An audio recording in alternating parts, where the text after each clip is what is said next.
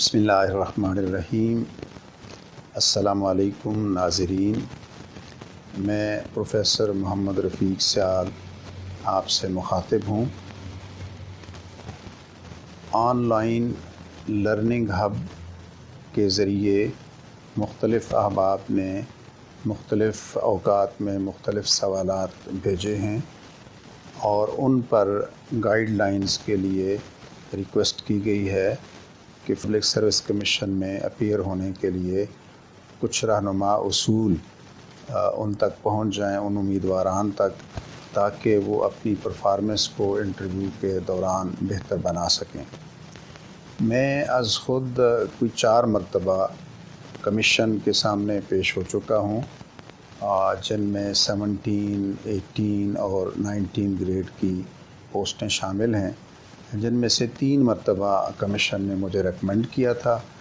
Selection کے لیے، اور 1 مرتبہ میں کامیاب نہیں ہو سکا تھا۔ بعد ازاں سروس کے دوران مجھے یہ متعدد مرتبہ مواقع ملے کہ میں خود ڈپارٹمنٹل ریپریزنٹیٹیو کی حیثیت سے انٹرویو پینل میں شریک ہوتا رہا ہوں۔ تو اس اعتبار سے انٹرویو دینے کا بھی اور انٹرویو لینے کا بھی دونوں نوعیت کے جو تجربات ہیں ان کا ایک ریلیونس میرے پاس ہے۔ اسی مناسبت اور اسی موضوعیت سے آج ہم ان امیدواران کے لیے جو کمیشن کے انٹرویو کے لیے تیاری کر رہے ہیں اور ایجوکیشن ڈپارٹمنٹ میں خاص طور پہ لیکچرر کی حیثیت سے وہ اپنی آپ کو سلیکشن کے لیے پیش کر رہے ہیں، تو ان کے لیے ہم نے مختلف، چونکہ میں بتا چکا ہوں کہ مختلف سوالات، مختلف پوائنٹس ملتے رہے ہیں، تو ہم نے ان کو یکجا کر لیا ہے۔ تو آج کی نشست میں ہم کوشش کریں گے کہ ایک ایک پوائنٹ پر الگ الگ آپ کو ہم گائیڈ لائنز مہیا کر سکیں۔ تو آغاز ہم کرتے ہیں ڈریس کوڈ سے۔ انسان جب بھی کسی انسان سے ملتا ہے تو اس کا پہلا امپریشن اس کی لکنگ ہے، اس کی اپیرنس ہے، اس کی تراش خراش ہے، اس کے چہرے کے خد و خال ہیں، اس کی ڈریس ہے کہ کیسا اس نے کپڑے کیسے پہنے ہوئے ہیں، ان کپڑوں میں کلرنگ کیسی ہے، میچنگ کیسی ہے۔ اور جب ایک امیدوار انٹرویو پینل کے سامنے جاتا ہے، دروازہ کھولتا ہے، تو بالکل اس کے سامنے جو چیئرمین ہوتا ہے انٹرویو پینل کا وہ بیٹھا ہوتا ہے، اور سب سے پہلے وہ سر تاپا اس کو دیکھتا ہے، اس نے کپڑے کیسے پہنے ہوئے ہیں، اس کے شوز کیسے ہیں، اس نے بالوں کی تراش خراش کیسے کی ہوئی ہے۔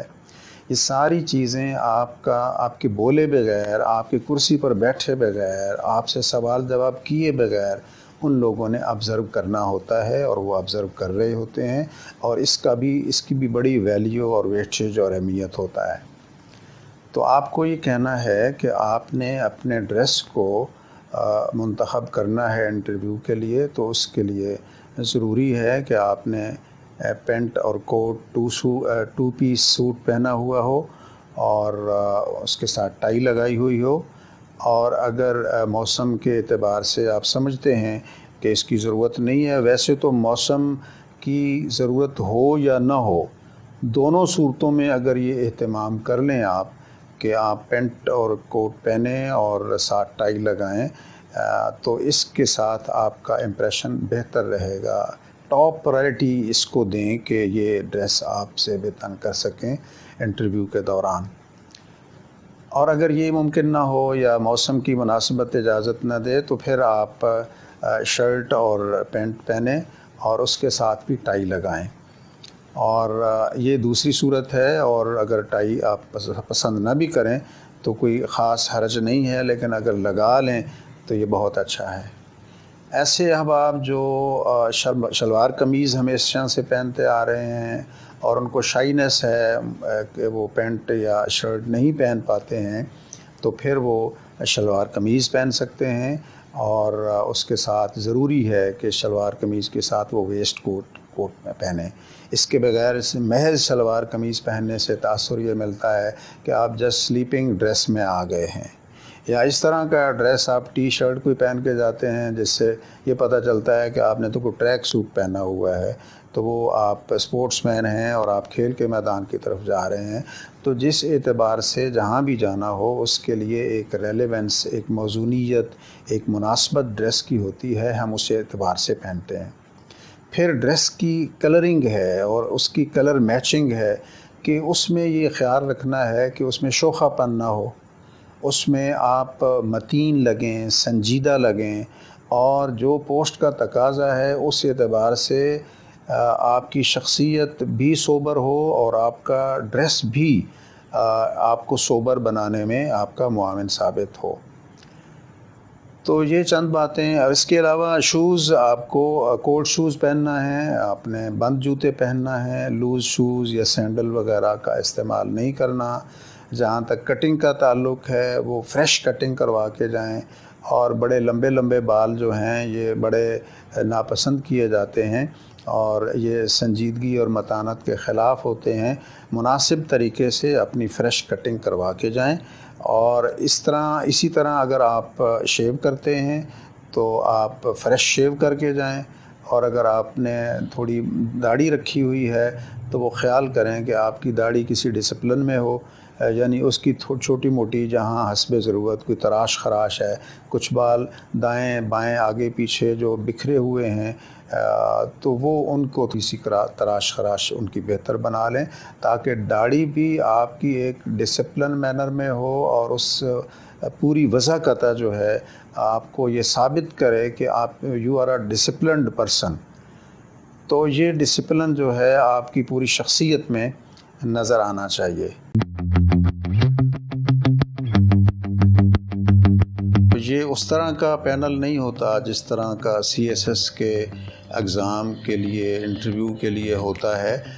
یہ جو ایجوکیشن ڈپارٹمنٹ میں آپ لیکچرر بننے جا رہے ہو تو وہاں کا جو پینل ہوتا ہے یہ نارملی 4 افراد پر مشتمل ہوتا ہے۔ پہلا جو فرد ہے جس کو ہم چیئرمین کہتے ہیں پینل کا،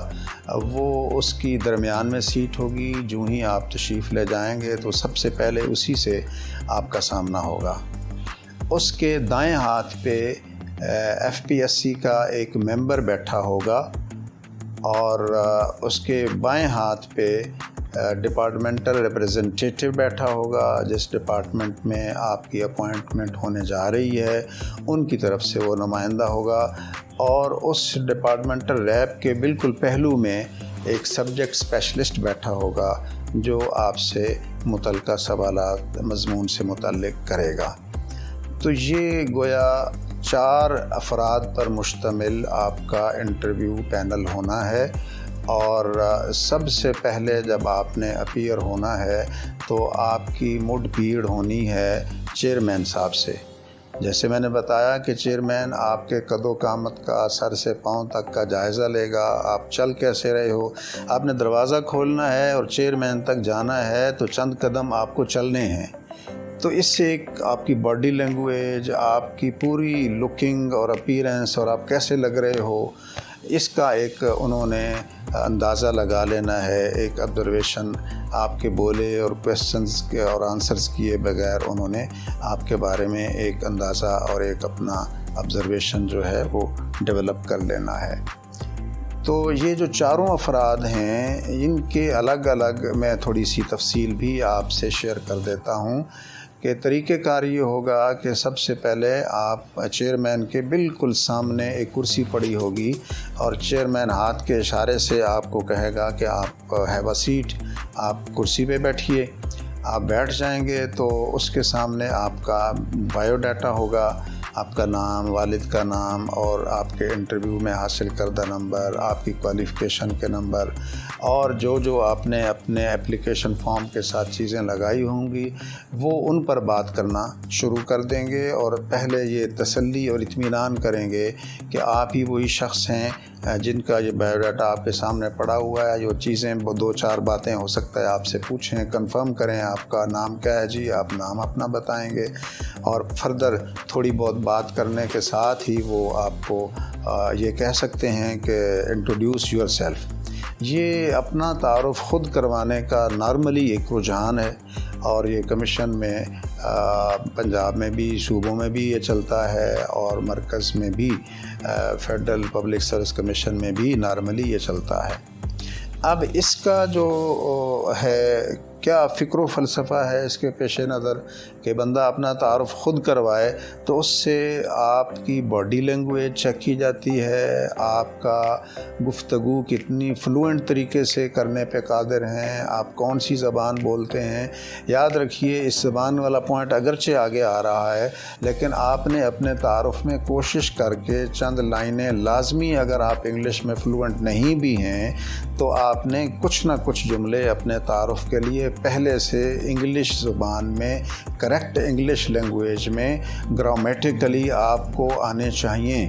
اور آپ آغاز اگر ایف پی ایس سی میں جا رہے ہیں تو آپ اپنی گفتگو کا آغاز لازماً کوشش کریں کہ آپ انگلش میں ہی کریں، بعد میں ہو سکتا ہے آپ کو اردو بولنے کا موقع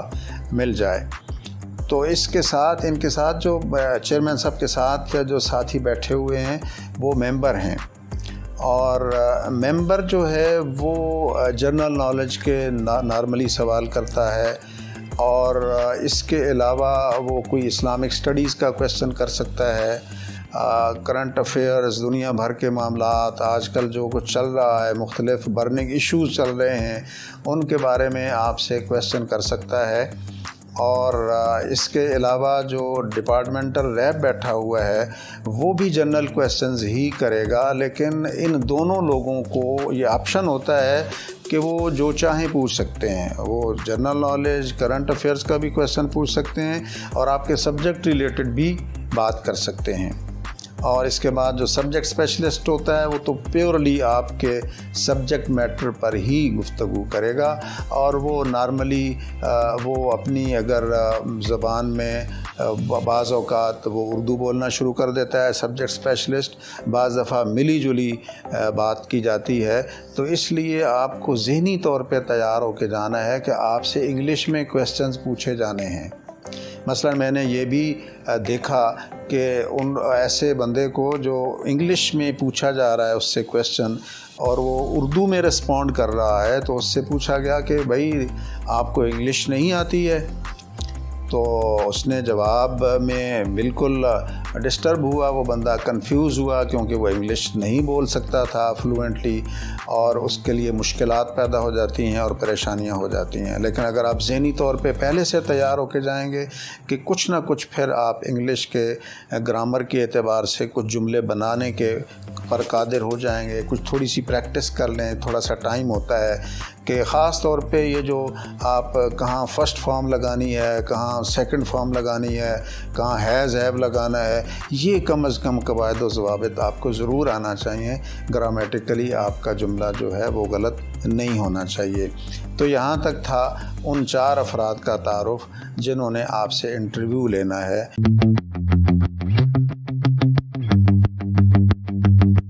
اپنا تعارف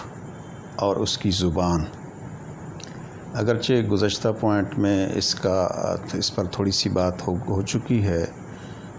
تو اپنے تعارف میں آپ نے کیا کہنا ہے؟ تو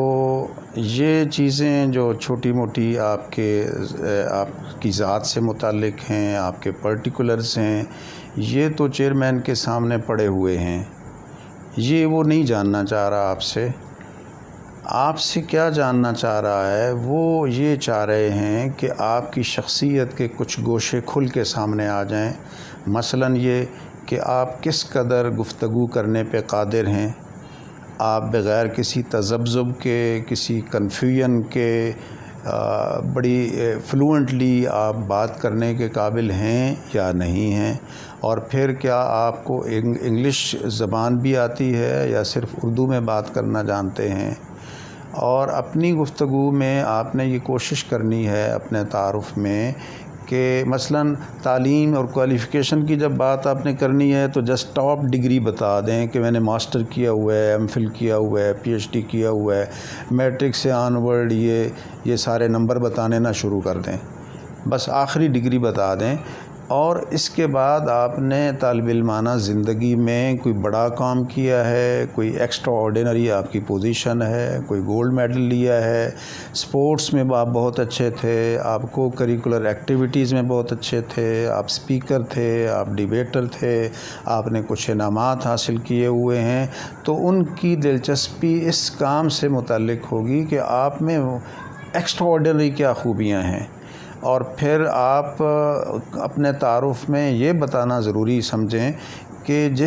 جو ریکوائرمنٹ اس جاب کی ہے اس سے متعلق آپ کا علم یا تجربہ کیا ہے، یہ بات انہیں بتائیں۔ اور ایک خاص بات جو آپ کو پیش نظر رکھنی چاہیے اپنے تعارف میں،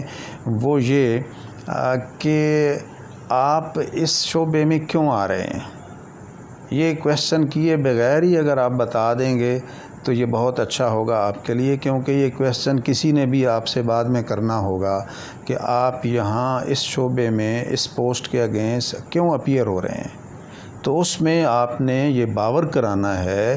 کہ میرا ایپٹیٹیوڈ، میری لائکنگز یا میرے میلانات یا میرے طبی رجحانات سے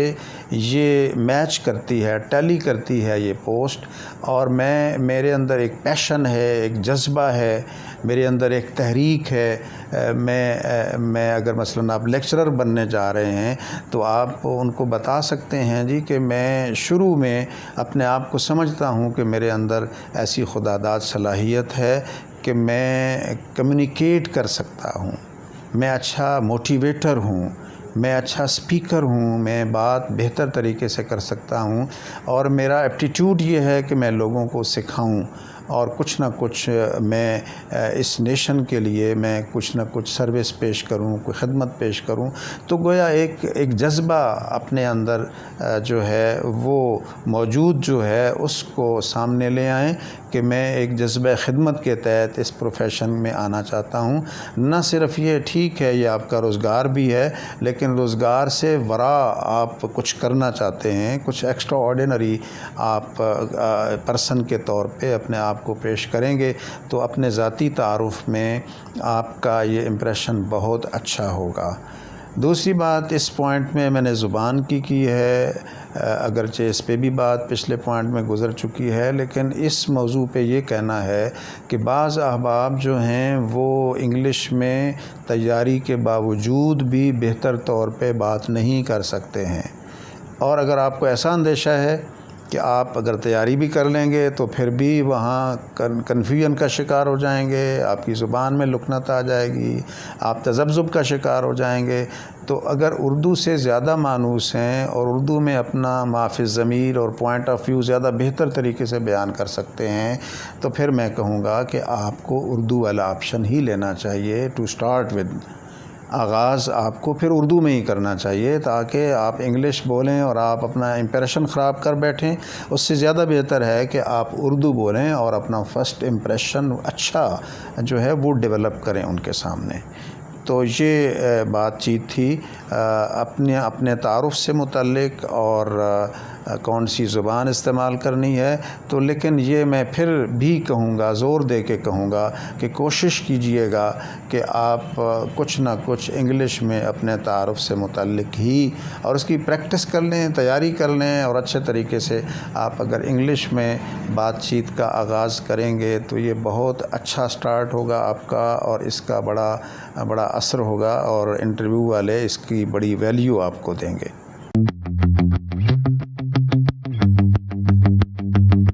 نیچر آف کویشچنز کیا ہوگی، سوالات کی نوعیت جو آپ سے پوچھے جائیں گے وہ کیا ہوگی۔ تو جب آپ تعارف کروا چکیں گے تو تعارف کے بعد جو چیئرمین ہے، جو ہیڈ کر رہا ہے پینل کو، وہ چند کویشچن آپ سے مزید پوچھے گا، اور ہو سکتا ہے آپ نے جو تعارف کروایا ہے اسی تعارف میں سے کچھ کویشچنز وہ پک کر لے، اور اس کے ذہن میں آئے کہ یہ بات ایسا کیوں ہے، ایسا کیوں ہے، تو وہ آپ کی بات سے بات نکالتے ہیں۔ جو انٹرویو لینے والے لوگ ہوتے ہیں یہ یاد رکھیں کہ جو بھی بات آپ کر رہے ہیں ہمیشہ انہوں نے آپ کی ہوئی بات میں سے کویشچن نکالنا ہوتا ہے۔ تو چیئرمین اب یہ جو چند باتیں پوچھے گا اس میں دنیا جان کی کوئی بات بھی پوچھ سکتا ہے، اور آپ کے تعارف کروائے گا جو مواد ہے اس میں سے بھی وہ بات کر سکتا ہے۔ اور اس کے فوراً بعد جب وہ چند کویسچنز آپ سے پوچھے گا، اس میں جنرل نالج ہو سکتا ہے، کرنٹ افیئرز ہو سکتا ہے، پوری دنیا میں کیا ہو رہا ہے، جیسے آج کل کرونا کی وبا پھیلی ہوئی ہے، پچھلے دنوں دہشت گردی کی فضا تھی، جو برننگ پوائنٹس ہیں، برننگ ایشوز ہیں، پوری کائنات کو اپنی لپیٹ میں لیے ہوئے ہیں۔ چیئرمین یہ جاننا چاہے گا کہ آپ جسٹ ایک نصابی تعلیم کے ذریعے امتحان پاس کر کے یہاں آ گئے ہو، یا دنیا جہان کی بھی آپ کو کوئی خبر ہے، آپ کتنے الرٹ ہو، اور ایک اس گلوبل ولیج میں اپنا کردار کس طرح سے ادا کرنے کے قابل ہو، آپ کی انفارمیشن اور آپ کا مبلغ علم کیا ہے، تو وہ یہ چیزیں جاننا چاہے گا۔ مثلاً بڑی عجیب سی بات ہے کہ بڑی نارمل سی ایک بات ہے، مثلاً آپ سے وہ پوچھ بیٹھتا ہے کہ جی پاکستان کا حدود اربع بتائیں، تو یہ آپ کو چاروں ڈائریکشنز میں کیا کچھ ہے یہ آپ کو بتانا پڑے گا۔ اگر آپ کو یہ بھی نہیں پتہ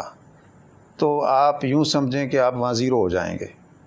یہ ایک کامن سینس کی بات ہے، چھوٹی سی بات ہے۔ اب محکمہ تعلیم جس میں آپ جانا چاہیں گے، آپ سے یہی پوچھ لیا جاتا ہے جی کہ یہ جو منسٹر ہے ایجوکیشن کا، اس کا نام کیا ہے، آپ کو وہ نہیں اگر آئے گا تو یہ چیزیں آپ کو پھنسا ڈالیں گی۔ تو گویا وہ آپ کو ایک خاص لیول پہ دیکھنا چاہ رہے ہیں۔ اگر آپ لیکچرر بننے جا رہے ہیں یا ایجوکیشن میں کوئی سروس دینے جا رہے ہیں، تو وہ ان آل ریسپیکٹس آپ کو اپ ڈیٹڈ نالج ہونا چاہیے ایک خاص حد تک۔ اور جب چیئرمین بات چیت کر بیٹھے گا تو اب آپ کو ریفر کیا جائے گا سبجیکٹ اسپیشلسٹ کی طرف۔ اب سبجیکٹ اسپیشلسٹ کے سامنے آپ ہوں گے اور وہ آپ کے سبجیکٹس کے متعلق کویسچن کرے گا، اور ان سوالوں کی کوئی حد نہیں ہے، وہ اپنی مرضی سے جتنا ٹائم لینا چاہے وہ آپ کے سبجیکٹس کی مبادیات سے شروع کرے گا، بیسکس سے شروع کرے گا، اور اگر آپ بیسکس میں ہی پھنس گئے خدا نخواستہ تو وہ پھر آپ کا زیادہ ٹائم نہیں لے گا، پھر وہ جلدی آپ کو فارغ کر دے گا۔ لیکن نارملی اگر میں آپ کو بتاؤں کہ اگر آپ ایک اچھے نالجبل پرسنالٹی ہیں، اور جو ہے وہ سوال پوچھنے والا جو سبجیکٹ اسپیشلسٹ ہے وہ آپ کے جوابات سے متاثر ہو رہا ہے، تو آپ کا 10 سے 15 منٹ ٹائم لے سکتا ہے۔ یہ ذہن میں رکھیں، آپ ایسی تیاری اس وقت کریں اپنے سبجیکٹ کے بارے میں کو 10 سے 15 منٹ آپ کا ٹائم لے سکتا ہے، 5 سے 10 منٹ بھی ٹائم لے سکتا ہے۔ اس کا انحصار آپ کے سوالوں کے جوابات پر ہے کہ وہ آپ کو کتنا ویٹیج دینا چاہ رہا ہے یا کتنا دے رہا ہے۔ جب آپ سبجیکٹ اسپیشلسٹ کے سوالات کے جوابات دے لیں گے، اور یاد رکھیں کہ نارملی یہ ماسٹر لیول کے کویسچنز آتے ہیں، انٹر لیول کے یا ڈگری لیول کے بہت کم کویسچنز پوچھے جاتے ہیں۔ مثلاً اگر آپ اردو میں یا اسلامک اسٹڈیز میں اپیئر ہو رہے ہیں لیکچرر بننے کے لیے، تو آپ سے وہ سبجیکٹ اسپیشلسٹ پوچھے گا کہ جو آپ نے ماسٹر لیول پہ جتنے بھی پیپرز پڑھے ہیں ان میں سے کون سا آپ کا فیوریٹ ہے۔ مثلاً اگر ایم اے اسلامک اسٹڈیز آپ نے کیا ہے تو پوچھا جا سکتا ہے قرآن، حدیث، فقہ میں، یا تقابل ادیان میں، یا تاریخ مسلمانان عالم میں، یہ سارے میں سبجیکٹس کے پیپرز کے نام لے رہا ہوں کہ ان میں سے کون سا آپ کا فیوریٹ ہے۔ وہ آپ کسی ایک کو بتاتے ہیں کہ جی فلاں میرا فیوریٹ ہے، تو آپ سے کویسچنز کا آغاز وہیں سے وہ شروع کر دیں گے، اور وہیں سے آپ کو یعنی آپ کی ثوابدید اور آپ کی چوائس کے مطابق وہ آپ کو پک کریں گے اور وہاں سے سوالات شروع کر دیں گے۔ تو یہ گویا آپ کی گفتگو سے، جیسے میں پہلے بھی کہہ چکا ہوں کہ آپ کی گفتگو سے وہ کویسچنز پک کرتے ہیں، اخذ کرتے ہیں۔ تو جب وہ مطمئن ہو جائیں گے تو اس کے بعد وہ آپ کو ریفر کیا جائے گا۔ ان کے ساتھ جو بیٹھا ہوا ہے، ان کے رائٹ سائڈ پہ جو بیٹھا ہوا بندہ ہے وہ ہے ڈپارٹمنٹل ریپریزنٹیٹیو۔ ڈپارٹمنٹل ریپریزنٹیٹیو نے آپ کی اس جاب سے متعلق جو موضوعیت ہے اس کو چیک کرنا ہے، ادر دین سبجیکٹ، یہ ذہن میں رکھ لیں۔ مثلاً یہ ضروری ہے کہ آپ کو تھوڑی بہت نو ہاؤ اس پروفیشن کے بارے میں، اس ڈپارٹمنٹ کے بارے میں ہو، اور آپ سے یہ کویسچن کیا جا سکتا ہے۔ مثلاً اگر آپ FGEI میں جا رہے ہیں تو وہ پوچھا جاتا ہے آپ سے کہ what do you mean by FGEI؟ تو آپ کو جواب دینا ہوگا کہ فیڈرل گورنمنٹ ایجوکیشنل انسٹیٹیوشنز اس سے مراد ہے. یعنی اتنا ضرور آپ کو پتہ ہونا چاہیے کہ اس جاب کا جو ٹائٹل ہے یا اس محکمے کا جو ٹائٹل ہے، جو اس کا نام ہے، وہ آپ کو آنا چاہیے. اور اسی طرح اب فیڈرل گورنمنٹ میں 2 طرح کے تعلیمی ادارے ہیں. ایک کینٹ گیریزن کے ادارے ہیں جو عام طور پہ چھاؤنیوں میں ہوتے ہیں، اس کے لیے FGEI کا لفظ استعمال ہوتا ہے. آپ سے پوچھا جائے گا what is FGEI، what do you mean by FGEI؟ تو جواب آپ کا ہوگا فیڈرل گورنمنٹ ایجوکیشنل انسٹیٹیوشنز. اور اگر دوسرے ادارے ہیں جو صرف اسلام آباد اور اس کے ملحقہ علاقوں میں ہی ہیں، تو وہ ظاہر ہے صرف FG کا نام چلتا ہے ان پہ، اور وہ سویلین کے ادارے شمار کیے جاتے ہیں. تو تھوڑی بہت آپ نے نو ہاؤ لے کے جانا ہے، اور پھر آپ سے وہ ایز اے ٹیچر آپ کی فٹنس بنتی ہے یا نہیں، یا کوئی ٹیچرز ٹریننگ کے جو آپ نے لی ہوئی ہے اس کے بارے میں، یا ٹیچنگ میتھڈالوجی کے بارے میں وہ سوال کر سکتا ہے، یا کرنٹ افیئرز پہ بات کر سکتا ہے، اسلامک سٹڈیز پہ بات کر سکتا ہے، پاک سٹڈیز پہ بات کر سکتا ہے. اس کا بھی ایک کھلا میدان ہے، ایک کھلا فیلڈ ہے، وہ کہیں سے بھی آپ بات کر سکتا ہے. اور اب جب ڈپارٹمنٹل ریپریزنٹیٹیو بھی آپ سے بات کر چکتا ہے، تو آخری نمبر پہ اس بندے کی باری آئے گی جو چیئرمین کے رائٹ سائڈ پہ بیٹھا ہوگا، اور وہ اس سے جونیئر ہوگا مگر وہ FPSC کا ممبر ہوگا. اب وہ جب آخر میں اس کے پاس آئیں گے تو اس کے پاس اب آپ کا ڈھیر سارا ایک بہت ساری ہسٹری آ جائے گی، جو کچھ ابھی تک 15 20 25 منٹوں میں آپ سے پوچھا گیا، آپ نے جواب دیا، تو اس نے گویا آپ کی پرسنالٹی کا ایک امیج اپنے ذہن میں بنا لیا ہے. تو اب وہ دیکھے گا کہ اس کو کہاں سے میں پوچھوں، اور آپ کی دلچسپیاں بھی اس کے سامنے آ چکی ہوں گی. بلکہ بعض اوقات وہ بندہ یہ بھی کرے گا کہ آپ کے جو سوالات کے جوابات آپ نے دیے ہیں ان پہ کمنٹ کرنا شروع کر دے گا کہ فلاں صاحب نے آپ سے یہ سوال پوچھا تھا تو آپ نے اس کا یہ جواب دیا تھا، تو اس کو تھوڑا اور ایکسپلین کریں. یوں بھی وہ بندہ پوچھ سکتا ہے. تو وہ بھی جنرل باتیں ہی پوچھے گا، اور وہ بھی اگر سبجیکٹ اس کو اچھا آتا ہے تو سبجیکٹ ریلیٹڈ باتیں بھی پوچھے گا. تو یہ وہ سوالات کی نوعیت ہے. تو گویا اگر میں اس کا خلاصہ بیان کروں تو آپ یوں سمجھیں کہ سبجیکٹ اسپیشلسٹ کے علاوہ جو 3 بندے ہیں ان کے سوالات پوچھنے کا کوئی دائرہ کار متعین نہیں ہے. آپ کو روزانہ اخباریں پڑھنی ہیں. کوئی ایک اچھا اخبار انگلش کا دیکھ لیں جو روزانہ پڑھا کریں، اس سے آپ کی ووکیبلری بھی بہتر ہوگی، اور آپ کو اس میں سپورٹس کی بھی خبریں ملیں گی، آپ کو تعلیم کی بھی خبریں ملیں گی، آپ کو ہیلتھ کی بھی خبریں ملیں گی، آپ کو فٹنس کی بھی خبریں ملیں گی، اور دنیا جہان میں سیاسی معاشرتی میدان میں کیا اچیومنٹس ہو رہی ہیں وہ ساری خبریں آپ کو ملیں گی. اور FPSC کے انٹرویو کے لیے تیاری کرنے کے لیے یہ ساری چیزیں آپ کی ضرورت ہیں. اور اس کو یوں سمجھ لیں کہ انہوں نے آپ کو کے بارے میں یہ خیال کرنا ہے کہ جو ٹیچر ہم لینا چاہ رہے ہیں یہ ٹیچر پوری دنیا کے ساتھ ایک وابستگی رکھتا ہے، اور ہر شعبے میں. مثلا سپورٹس کے بارے میں آپ سے کویسچن کرتے ہیں وہ، تو مثلا آپ جواب دیتے ہیں جی میری تو کوئی دلچسپی نہیں ہے سپورٹس کے ساتھ. بھلے آپ کی دلچسپی نہیں ہے، پھر بھی سپورٹس کے بارے میں جو خاص باتیں، کوئی چیدہ کوئی ابتدائی باتیں، ظاہر ہے آپ کبھی کھیلے ہوں گے، کچھ نہ کچھ کھیلے ہوں گے. مثلا آپ سے یہ بھی کویسچن ہو سکتا ہے کہ جی آپ کون سی گیم کھیلتے رہے ہیں زندگی میں، اس گیم کے قواعد و ضوابط آپ سے پوچھ لیں. تو اس طرح سے انہوں نے انٹرویو کے دوران آپ کو ٹٹولتے رہنا ہے، اور آپ کا جو بھی دائرہ ہے چوائس کا، اور آپ کے ایپٹیٹیوڈ کا، آپ کی دلچسپیوں اور میلانات کا، اس کو ڈھونڈ کے انہوں نے سوالات کرتے رہنا ہے. اب ہم جس پوائنٹ پہ بات کر رہے ہیں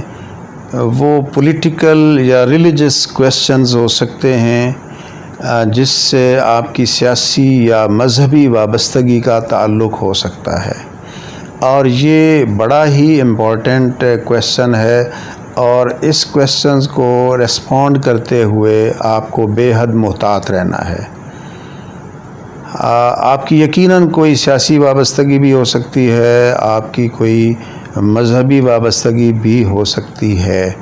مگر آپ کو اس بات کا خیال رکھنا ہے کہ آپ کی شخصیت ایک ریجڈ پرسن کے طور پہ وہاں متعارف نہ ہو کہ آپ مذہبی ہیں تو بہت انتہا پسند ہیں، آپ سے آپ کا مسلک بھی پوچھا جا سکتا ہے، آپ مسلمان ہیں تو آپ کس فرقے سے، مسلمانوں کے کس فرقے سے تعلق ہے، نارملی یہ بحث نہیں کی جاتی، مگر یہ سکوپ موجود ہے کہ اس طرح کی بات کی جائے۔ اور دوسرا طریقہ یہ ڈائریکٹلی نہیں پوچھا جاتا کہ آپ سنی ہیں یا شیعہ ہیں، یہ ڈائریکٹلی نہیں پوچھا جاتا، وہ بڑے پڑھے لکھے تہذیب یافتہ لوگ ہوتے ہیں، وہ اس طرح کے کویسچنز کرتے ہیں جس سے وہ از خود جان لیں آپ کے جواب سے کہ آپ سنی ہیں یا شیعہ ہیں، دیوبندی ہیں یا بریلوی ہیں، لیکن اس طرح نام لے کر فرقے کا وہ کبھی بھی آپ سے نہیں پوچھیں گے۔ مذہب کے بارے میں جی آپ کا کیا خیال ہے؟ اللہ تعالیٰ کے بارے میں آپ کا کیا نظریات ہے؟ قیامت کے بارے میں، علم غیب کے بارے میں، فلاں چیزوں کے بارے میں؟ تو جب یہ چھوٹے چھوٹے اسپیسیفک کویسچن آپ کو مذہب کے بارے میں آپ سے پوچھے جائیں گے تو آپ کا جب جواب آئے گا تو وہ از خود یہ معلوم کر لیں گے کہ جواب کے اعتبار سے آپ کس فرقے اور کس مسلک سے ملتی جلتی بات کہہ رہے ہیں، اور اس میں انہوں نے یہ دیکھنا ہے کہ کیا آپ انتہا پسند تو نہیں ہیں، کیا مذہبی رواداری کے قائل ہیں، کیا ایسا تو نہیں ہے کہ اپنے آپ کو مسلمان سمجھتے ہیں باقی سارے فرقوں والوں کو کافر سمجھتے ہیں، کیا دینی نظریات کے بارے میں، مذہبی احساسات کے بارے میں آپ کو کٹڑ اور ریجڈ تو نہیں ہے۔ لہذا آپ نے خیال رکھنا ہے کہ آپ کا جو دامن ہے وہ توازن اور اعتدال سے جڑا ہوا نظر آنا چاہیے، وہ انتہا پسندی کی طرف مائل نظر نہیں آنا چاہیے۔ آپ بے شک بہت اچھے ہوں گے، لیکن آج کی دنیا میں اگر انٹرویو پینل کے سامنے ان کو اس بات کا احساس ہو گیا یا پتہ چل گیا کہ کسی آپ اسپیسیفک تنظیم سے آپ کی وابستگی بہت ایکسٹرا آرڈینری ہے اور آپ کی شخصیت کا جزو لا ینفک ہے، اس کے بغیر تو آپ زندگی نہیں گزار سکتے، اگر انہوں نے آپ سے کوئی ایسا امپریشن لے لیا تو یاد رکھیے آپ کی سلیکشن نہیں ہوگی۔ اور دوسری بات سیاسی وابستگی کی ہے، اسی طرح سیاسی اور پولیٹیکل جو ایفیلیشن ہے اس کے بارے میں بھی میں یہی کہوں گا کہ آپ کی بھلے ہو، لیکن آپ کو تعین کے ساتھ یہ بتانے کی ضرورت نہیں ہے کہ جی میں فلاں پارٹی سے ہوں، یا میری پی ٹی آئی کے ساتھ یا مسلم لیگ کے ساتھ یا پی پی پی کے ساتھ میری ایفیلیشن ہے یا وابستگی ہے۔ ہاں ٹھیک ہے جی، آپ کہیں جی کہ میں ایک ساری پارٹیوں کو سمجھتا ہوں کہ یہ محب وطن پارٹیاں ہیں اور جو بھی اچھا کام کرے گا، جو پاکستان کے لیے بہتر ہوگا، میں تو اس کو ووٹ دوں گا۔ تو یہ ایک قسم کی ایسی اسٹیٹمنٹ ہے جو وہاں آپ کو مشکل سے بچا سکتی ہے۔ کیوں؟ اس لیے کہ کوئی بھی ایسی پارٹی نہیں ہے جو متنازع نہ ہو۔ اگر آپ کسی پارٹی سے وابستگی بتا دیں گے تو بس آپ پر ایسے عجیب و غریب سوالات شروع ہو جائیں گے کہ آپ کو وہاں سے اپنے آپ کو جان چھڑانی مشکل ہو جائے گی۔ اور اس سے بھی زیادہ جو ٹچی میٹر ہے وہ مذہب کا ہے۔ بہت خیال رکھیں جب مذہب کے بارے میں کوئی بات پوچھی جائے، حلال حرام کے بارے میں کوئی بات پوچھی جائے، جائز ناجائز کے بارے میں کوئی بات پوچھی جائے، وہ اصل میں مختلف سوالات کے ذریعے وہ جج کریں گے آپ کو کہ کیا آپ معتدل ہیں، متوازن ہیں دینی اور مذہبی نظریات کے بارے میں، یا کٹڑ ہیں اور انتہا پسند ہیں۔ اور اگر غلطی سے بھی ان کو ایسا گمان ہو گیا تو وہ آپ کے سارے انٹرویو کو ملیا میٹ کر سکتا ہے، اگر وہ کوئی نیگیٹو امپریشن ڈیولپ کر لیں گے آپ کی سیاسی وابستگی یا مذہبی وابستگی کی بنیاد پر۔ اس لیے بہت ہی توازن اور اعتدال کے ساتھ ہر بات کا جواب دینا چاہیے، بلکہ یوں سمجھیں کہ تھوڑا سا پولیٹیکل رپلائی دینے کی کوشش کریں، سیاسی بیان دینے کی کوشش کریں، جس سے وہ آپ تک نہ پہنچ پائیں۔ آپ کی جو وابستگی ہے آپ کو تعین کے ساتھ وہ اس تک نہ پہنچ پائیں۔ وہ آپ کو یہ چاہتے ہیں، وہ یہ سمجھتے ہیں کہ آپ کو ایک کامن شہری ہیں اور آپ کی بہت زیادہ وابستگی کسی کے ساتھ ایفیلیٹ ہونا جو ہے ایک سرکاری ملازم کے لیے مناسب نہیں وہ سمجھ پا رہے ہیں، اس لیے آپ اس پوائنٹ پر لازمی خیال رکھیں اور سیاسی یا مذہبی وابستگی کے جواب میں اپنے آپ کو متوازن اور معتدل رکھیں۔ مارکس کی جو ایلوکیشن ہے یا ڈسٹریبیوشن ہے، یہ وہ پینل کس طرح سے کرتا ہے، انٹرویو کے نمبروں کی جو ایلوکیشن یا ڈسٹریبیوشن ہے، تو جب آپ انٹرویو سے فارغ ہو کے نکلتے ہیں اور آپ کے بعد نیکسٹ کینڈیڈیٹ داخل ہوتا ہے کمرے میں، تو اس کے داخل ہونے سے پہلے آپ کے نمبر متعین کر دیے جاتے ہیں کہ آپ نے اس انٹرویو میں کتنے نمبر لیے ہیں۔ جب تک وہ متعین نہیں ہوتا، نیکسٹ کینڈیڈیٹ کو نہیں بلایا جاتا۔ جو انٹرویو ختم ہوا، مکمل ہوا، تو سب سے پہلے چیئرمین صاحب پوچھیں گے سبجیکٹ اسپیشلسٹ سے کہ آپ کے خیال میں اس بچے کو، اس کینڈیڈیٹ کو کتنے نمبر دیے جانے چاہیے۔ وہ اپنا ایک بتا دیں گے کہ جی اس میں 100 میں سے اس کو 50 نمبر ملنے چاہیے، 60 ملنے چاہیے، 40 ملنے چاہیے۔ تو اس کے فوراً بعد جو محکمانہ نمائندہ ہے، ریپ ہے، ریپریزنٹیٹیو ہے ڈپارٹمنٹل، اس سے پوچھا جائے گا کیا آپ اس سے متفق ہیں؟ وہ اتفاق بھی کر سکتا ہے اور اختلاف بھی کر سکتا ہے۔ وہ کہے گا نہیں جی یہ اتنے نمبروں کا مستحق تو نہیں ہے، اس نے اچھا انٹرویو نہیں دیا، لہذا میں تو اس کے اتنے نمبر ریکمینڈ کرتا ہوں۔ یا پھر یہ بھی کہہ سکتا ہے کہ جی نہیں، یہ جو سبجیکٹ اسپیشلسٹ صاحب ہیں انہوں نے نمبر کم بتائے ہیں، اس کا تو بہت اچھا انٹرویو ہوا ہے اور اس کو زیادہ نمبر ملنے چاہیے۔ یہاں ایک there is a matter of discussion among them کہ وہاں ایک اچھی خاصی ڈیبیٹ ہوتی ہے، اور اس ڈیبیٹ میں ڈپارٹمنٹل ریپ اور سبجیکٹ اسپیشلسٹ جو ہیں وہ شریک ہوتے ہیں اور آپس میں دلائل دیتے ہیں ایک دوسرے کو۔ چیئرمین ان کے دلائل سن رہا ہوتا ہے، اور ممکن حد تک چیئرمین کی یہ کوشش ہوتی ہے کہ وہ بیچ میں مداخلت سے، باہمی کوارڈینیشن سے ڈپارٹمنٹل ریپ اور سبجیکٹ اسپیشلسٹ کو کسی ایک فگر پہ راضی کر لے، اور وہ دونوں ایک پہ آج نارملی اختلاف کم ہوتا ہے۔ اٹس ویری ریئر کہ سبجیکٹ اسپیشلسٹ کے تجویز کردہ مارکس سے ڈپارٹمنٹل ریپ جو ہے وہ اختلاف کرے، یہ بہت کم ہوتا ہے، لیکن ہوتا ضرور ہے، بعض کیسز میں ہو جاتا ہے۔ وہ بعض دفعہ ریپ جو ہے وہ زیادہ نمبر دینا چاہتا ہے یا کم نمبر دینا چاہتا ہے، تو پھر وہ ڈسکشن کے نتیجے میں وہ باہم اتفاق کر لیتے ہیں، اور جب ان کا اتفاق ہو جاتا ہے تو اس کے بعد چیئرمین کا اپنا ایک نقطہ نظر ہے۔ اب یہ بات بڑی اہم ہے کہ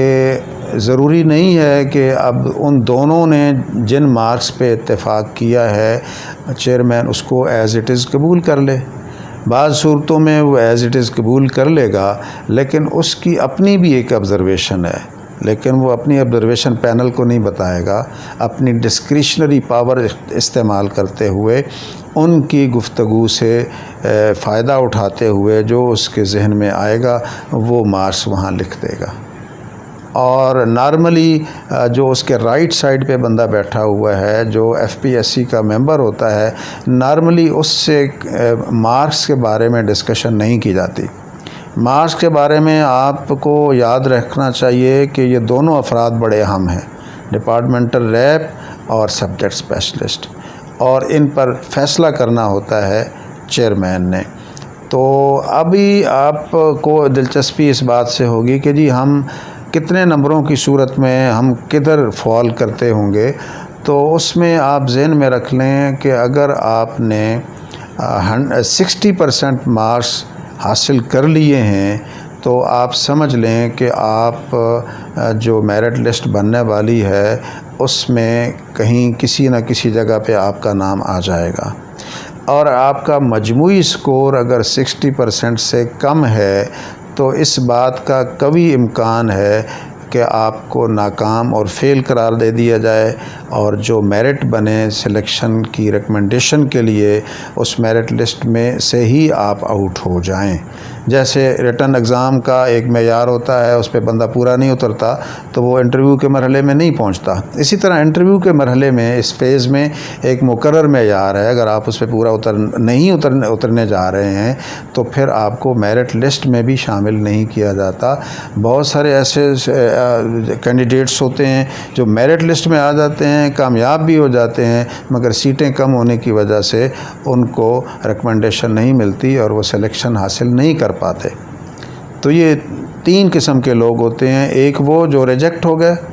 یعنی جن کو انٹرویو میں ناکام قرار دے دیا گیا، دوسرے وہ جو انٹرویو میں تو کامیاب ہو گئے مگر سیٹیں اتنی کم تھیں کہ میرٹ لسٹ میں جہاں ان کا نام آتا تھا وہ اوپر والے لوگ جو تھے انہی میں تقسیم ہو گئیں اور آپ کی باری ہی نہیں آئی۔ اور تیسرے وہ لوگ ہیں جو سیٹوں کی تقسیم کے میرٹ میں آ گئے اور ان کی سلیکشن ہو گئی۔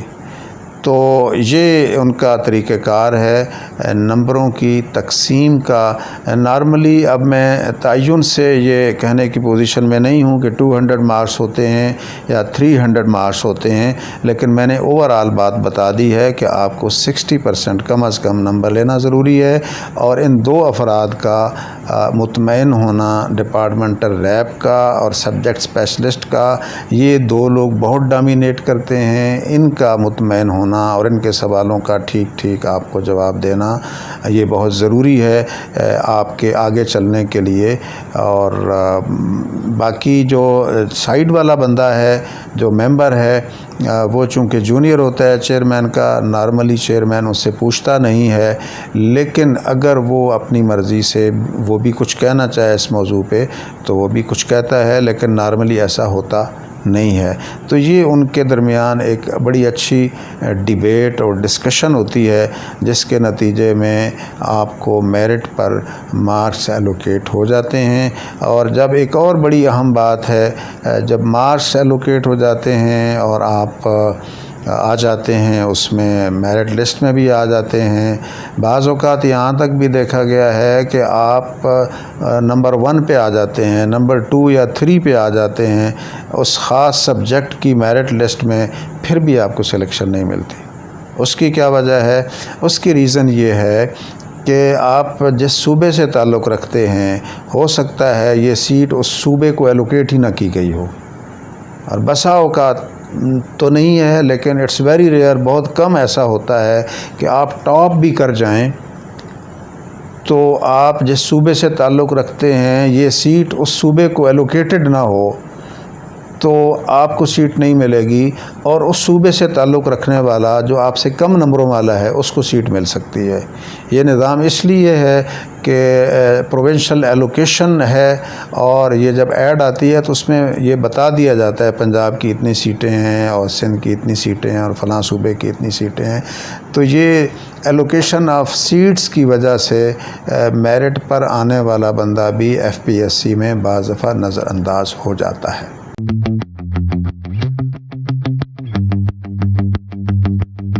اب ہم بات کریں گے جنرل نالج کی ویلیو کے بارے میں کہ انٹرویو میں جنرل نالج سے متعلق جو کویسچنز کیے جاتے ہیں ان کی اہمیت کس قدر ہے۔ سوال یہ پوچھا گیا ہے کہ اگر ایک شخص جنرل نالج میں کمزور ہے اور وہ کسی ایک بھی کویسچن کا جواب نہیں دے پایا تو کیا اس وجہ سے اس کی ریجیکشن ہو جائے گی؟ اگر وہ ادروائز سبجیکٹ میں بہتر ہے تو کیا جنرل نالج کے کویسچنز کا کوئی بھی جواب نہیں دے پایا تو کیا اس بندے کو سلیکشن نہیں ہو سکے گی؟ تو اس کا جواب یہ ہے کہ یہ اوورآل ایک پورا پیکج ہوتا ہے جس میں بہت ساری چیزیں ہوتی ہیں۔ کسی زمانے میں یہ تھا کہ اسلامک سٹڈیز اور پاک سٹڈیز میں جو فیل ہوتے تھے وہ فیل شمار ہوتے تھے، لیکن اس وقت جہاں تک اس کا اطلاق کسی حد تک اب بھی ٹیسٹ کی حد تک تو ہوتا ہے، اپ ٹو سم ایکسٹینٹ، لیکن اس کا انٹرویو کے سسٹم سے کوئی تعلق نہیں ہے۔ اگر آپ نے کسی بھی کویسچن کا جواب نہیں دیا تو آپ کو گھبرانے کی ضرورت نہیں ہے۔ بعض اوقات واقعتاً لوگ ڈسٹرب ہوتے ہیں کہ جنرل نالج کا تو کوئی کورس نہیں ہوتا دنیا جہان کی، پتہ نہیں کون سی چیز کہاں سے پوچھ لی جائے گی۔ اگر آپ کی ادروائز فٹنس ہے اس جاب کے لیے اور سبجیکٹ آپ کا اچھا ہے تو باقی چیزوں میں آپ نے اچھا ریمارکیبل پوزیشن لے لی ہے تو اٹ میکس نو ڈفرینس۔ اگر آپ کمزور ہیں جنرل نالج میں تو آپ کی سلیکشن ہو سکتی ہے۔ اور یاد رہے کہ یہ سلیکشن کا جو اوور آل کرائٹیرین ہے وہ تو یہ ہے نا کہ آپ کے کوالیفیکیشن کے مارکس ہیں، آپ کے ٹیسٹ کے مارکس ہیں اور پھر آپ کے انٹرویو کے مارکس ہیں، تو وہ سب اکٹھے ہوں گے تو اس کے بعد آپ کا جو سکور بنے گا اس کے مطابق آپ میرٹ لسٹ میں کہیں نہ کہیں فال کریں گے تو وہ آپ کا سٹیٹس بنے گا۔ تو ایک اسی طرح اگر آپ اسلامک سٹڈیز کے کویسچنز میں، پاک سٹڈیز کے کویسچنز میں یا جنرل نالج کے کویسچنز میں کہیں بھی اگر آپ کمزور ہیں اور ادروائز کسی ایک شعبے میں کمزور ہیں تو ادروائز لیکن آپ کا اچھا ہو گیا ہے، تو اس وجہ سے آپ کی ریجیکشن مطلق ایک شعبے کے سوالات کے جوابات نہ دینے کی وجہ سے آپ کی ریجیکشن نہیں ہوگی۔ یاد رکھیے کہ آپ کتنے معتبر ہیں، کتنے پر اعتماد ہیں، کتنے کانفیڈنٹ ہیں، یہ اصل چیز ہے جو آپ کو انٹرویو میں کامیاب کرے گی۔ اور آپ کی گفتگو میں کتنی روانی ہے، کتنی شستگی اور شائستگی سے آپ جواب دے رہے ہیں۔ تو جس قدر آپ کا کانفیڈنس لیول بہتر ہوگا، جس قدر آپ گفتگو پہ قدرت اور مہارت بہتر رکھتے ہوں گے، اور خاص طور پہ سبجیکٹ میں آپ کی اپروچ کیا ہے، یہ چیزیں ڈومینیٹ کرتی ہیں آپ کو انٹرویو میں کامیاب کرانے کے لیے۔ لیکن یاد رکھیں کہ اگر آپ کا پاک سٹڈیز، اسلامک سٹڈیز اور جنرل نالج بہت اچھا ہے مگر آپ کا سبجیکٹ کمزور ہے تو یہ چیز آپ کو سلیکٹ ہونے سے روک سکتی ہے، اس میں کوئی شک نہیں ہے، کیونکہ بنیادی طور پہ سبجیکٹ ڈومینیٹ کرتا ہے۔ جس کام کے لیے آپ اپیئر ہوئے ہیں، اگر وہ کام ہی ٹھیک طرح سے آپ کو نہیں آتا ہے تو وہ آپ کی سلیکشن کے امکانات بہت ہی کم رہ جائیں گے۔ بے شک آپ کو باقی چیزیں بہت اچھی آتی ہوں، لیکن باقی چیزوں میں آپ تھوڑا نارمل ہوں یا آپ کمزور ہوں لیکن آپ کا سبجیکٹ بہت اچھا ہے تو there would be no difference, اس کا کوئی اثر نیگیٹو آپ کی کارکردگی اور پرفارمنس پر نہیں پڑے گا۔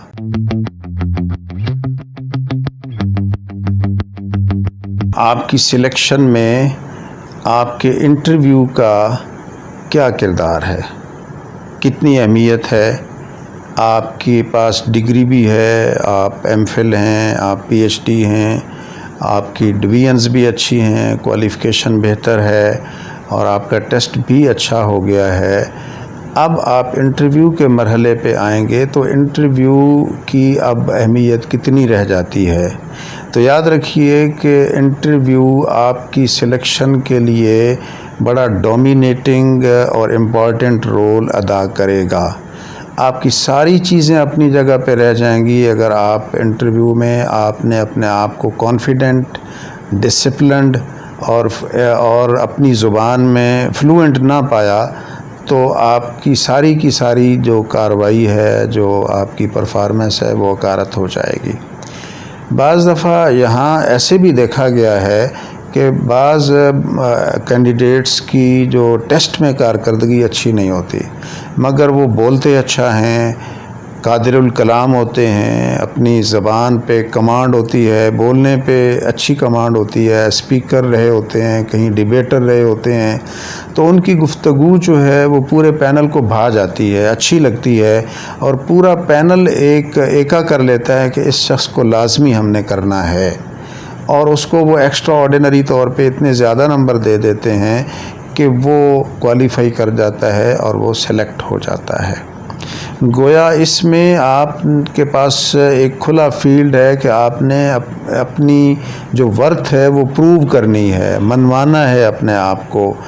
تو بے شک بعض دفعہ یوں بھی ہم نے دیکھا ہے کہ ایک شخص PhD ہے مگر وہ منوا نہیں سکا انٹرویو میں، تو جسٹ جس نے ماسٹر کیا ہوا ہے اس نے منوا لیا ہے، تو وہ ماسٹر ڈگری ہولڈر ایک PhD ڈگری ہولڈر کے مقابلے میں کامیاب ہو جائے گا اور PhD ناکام ہو جائے گا۔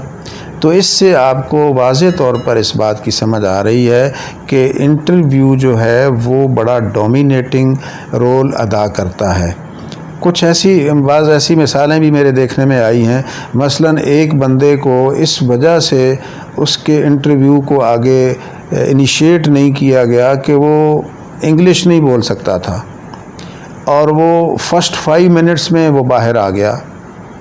جب اس سے پوچھا گیا تو اس کے